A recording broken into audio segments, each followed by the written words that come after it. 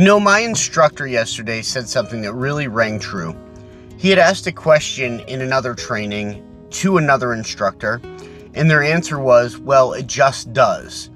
And that's kind of one of the problems in the industry that we're in, is you ask questions or we ask questions, and the answer is always, well, that's just how mold reacts, or that's just what water does.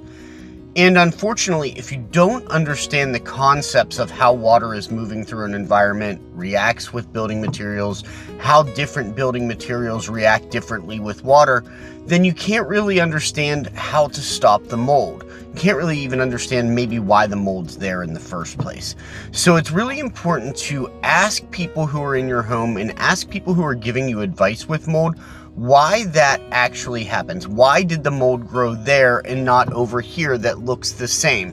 It's really important to ask those why questions and demand answers, because when you start getting to the root of the problem, when you start understanding conceptually the why, you're going to get way further in your healing process. Let me give you a perfect example of this in the mold world. We know that if you have a piece of building material and it's saturated at 16%, it's going to grow mold, right? Wrong. Could grow mold if the situation is right. Take that same piece of building material, drywall, wood, whatever it is, submerge it in a bucket. If you leave it there a week, is it growing mold? No. And the reason is because it's not so cut and dry. There's not any oxygen, there's not any air, there's no movement to put mold on that wood. We're not going to grow it. But that's why it's so important to understand conceptually that there's more than meets the eye when it comes to mold growth and water intrusion in your home.